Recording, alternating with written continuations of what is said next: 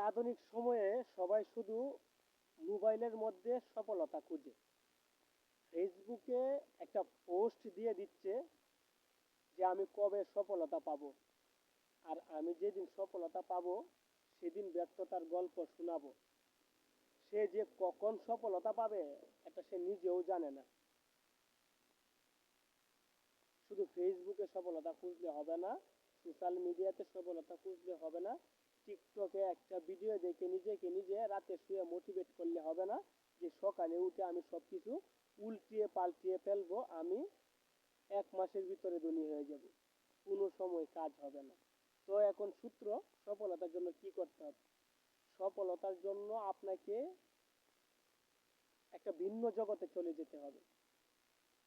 ঠিক আছে? নিজেকে শুধরাতে হবে। আপনি যে কাজটা করবেন সেটা কারোর সাথে শেয়ার করার দরকার নেই। আপনি সোশ্যাল মিডিয়াতে পোস্ট দেওয়ার দরকার নেই। আপনি নিখোঁজ হয়ে যান। আপনি যেটাকে বলে উধাও হয়ে যান, মাত্র 2 থেকে 3টা বছরের জন্য। সেই 2-3টা বছর আপনি নিজেকে সময় দেন, নিজেকে পরিবর্তন করেন,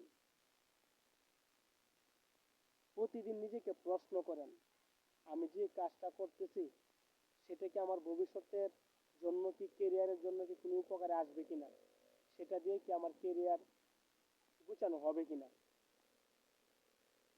যে কাজে আপনার উন্নতি রয়েছে, কেরিয়ার উন্নতি রয়েছে, সেই কাজটাকে আপনি ফোকাস দেন। কাজের কিন্তু অভাব নেই, আমরা কাজ খুঁজতে পারি না। সঠিক কাজটা সঠিক সময়ে সিদ্ধান্ত নিতে পারি না। আমরা ভুলভাল লোকের পাল্লায় পড়ি, শুধু চিন্তা করি বারবার অল্প সময়ে কিভাবে ধনী হওয়া যায়। টাই কোট পরে রাস্তায় ঘুরলেই শুধু আপনি টাকা ইনকাম করতে পারবেন না, ছেঁড়া কাপড় পরেও আপনি কোটি কোটি টাকার মালিক হতে পারবেন। এটা কিন্তু আমাদের সমাজে অনেক উদাহরণ রয়েছে ভাই। আফসোস লাগে, আমার অনেক আফসোস লাগে এই বর্তমান সময়ের ইয়ং জেনারেশনদের জন্য। তারা একেবারে ডুবে রয়েছে, আসক্ত হয়েছে সোশ্যাল মিডিয়াতে, বিশেষ করে টিকটকে, এরপরে ফেসবুকে, পাবজি গেমে। তারা নিজের শক্তিটাকে ধ্বংস করে দিচ্ছে। ইয়ং বয়সের যে একটা শক্তি, তারা সেটাকে ধ্বংস করে দিচ্ছে।